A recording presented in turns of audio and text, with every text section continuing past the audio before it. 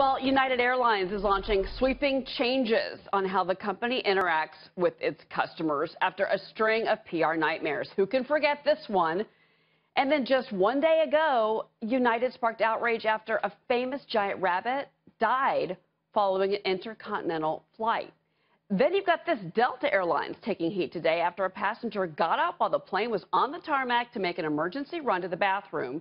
What did the crew do? Well, they turned the plane around, went back to the gate, kicked him off. Watch for yourself.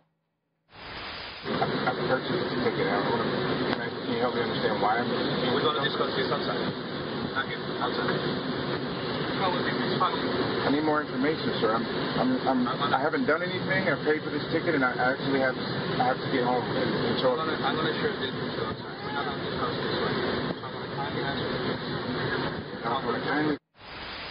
Okay, so that's video of the incident. Then making it worse, the airline made everybody else get off the plane as well, and then made them reboard without him.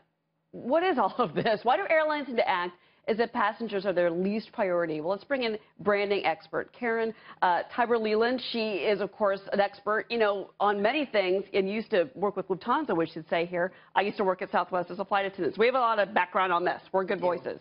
Let's first start with this last incident. As a flight crew member, I never would have done that. I never would have said, let's take the plane back, get everybody off, and take him off because he got up to emergency use the bathroom. You stop the plane on the tarmac, and then you wait.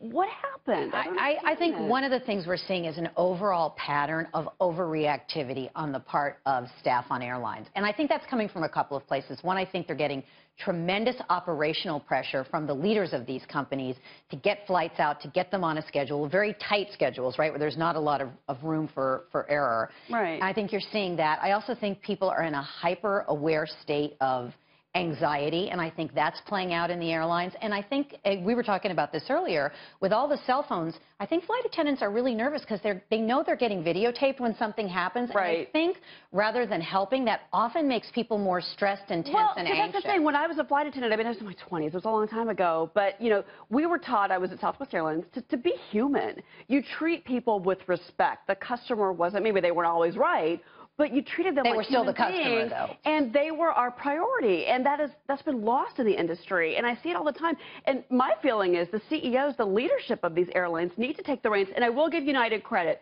They are making some changes. This comes from Oscar Munoz. They're going to make some changes here where they're going to limit law enforcement's actions on airplanes, finally. They're not going to make you give up your seats anymore. They're going to increase compensation. There's a whole list of changes that came out today. But they need to start communicating to the flight crews and the gate agents to not do what Delta just did yesterday. That was ridiculous. Well, part of the problem is it all starts with culture. And there's really 6 ways that you have to change a culture, one of which is policy and procedures, another of which is reward and recognition. We have this old saying, which is what gets rewarded is what gets done. Mm-hmm. So as much as they talk about this, if flight attendants and gate crews are operating this way, it's because that's how they're being measured. That's how they're being rewarded. They're following the rules, and because they're nervous that they're going to get fired if they're seen breaking a aircraft rule. Right. But this crew, anyway, really quick, the rabbit. I have to say, I was in a tweet, the poor back rabbit. and forth with PETA yesterday. I mean, I'm an animal person, as you know. I was devastated. This poor thing was, coming to the U.S. It died. The woman's devastated.